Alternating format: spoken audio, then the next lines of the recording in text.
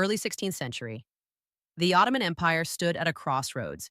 Years of relative peace and internal balance had strengthened its foundations, but they had also slowed its momentum.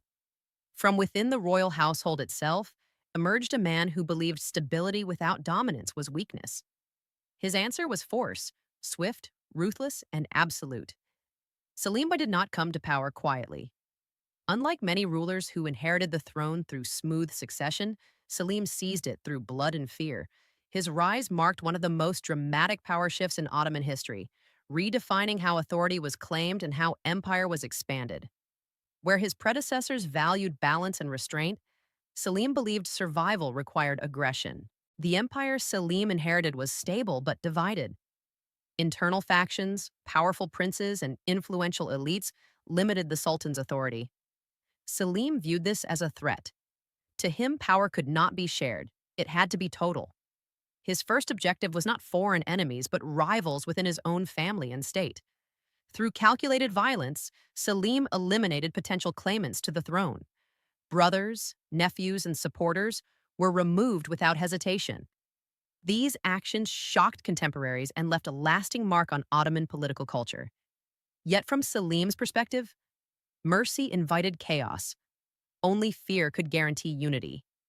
By destroying opposition, he ensured no challenge to his rule could survive. Once absolute authority was secured, Selim turned outward. His focus was not Europe, but the East. He believed the empire's greatest threats and greatest opportunities lay beyond Anatolia. Rival Muslim powers challenged Ottoman legitimacy, influence, and trade routes. Selim resolved to end that challenge permanently. The first target was the Safavid state, a rising power that combined political ambition with religious influence. Selim framed the conflict as both a security necessity and an ideological struggle. He moved with speed and precision, mobilizing the army for a decisive confrontation. The resulting campaign was brutal, efficient, and transformative. Victory in the east reshaped the empire's geography and identity. Anatolia was secured, eastern borders stabilized, and Ottoman authority expanded deep into strategic territories. Selim's military leadership proved decisive. Disciplined troops, advanced firearms, and ruthless command left little room for resistance. The message was clear: defiance would be crushed. But Selim did not stop there. He turned south toward the Mamluk Sultanate, a powerful state controlling the holy cities and vital trade routes. This campaign was not merely about land, it was about supremacy in the Islamic world. In a series of rapid victories, Selim dismantled Mamluk power, absorbing Syria, Egypt, and the Hijaz into Ottoman rule. With this conquest came immense symbolic authority. Control over Mecca and Medina elevated Selim's status beyond that of a regional ruler. He emerged as the dominant power of the Muslim world, commanding both political and religious influence. The empire was no longer just expanding, it was redefining itself. Economically, these conquests transformed Ottoman fortunes. The incorporation of Egypt secured grain supplies, trade revenue, and access to Red Sea commerce. Wealth flowed into the imperial treasury, funding further military strength and administration. Selim's wars were costly, but their returns were immense.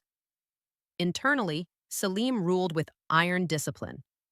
Officials were closely monitored, disloyalty punished instantly. The state became more centralized, more obedient, and more militarized. Fear replaced negotiation as the primary tool of governance.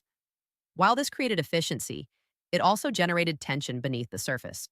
Selim showed little interest in cultural patronage or intellectual life. His reign was short and focused almost entirely on power. Where earlier rulers invested in institutions, Selim invested in dominance. Stability, in his view, was achieved not through inclusion but through submission.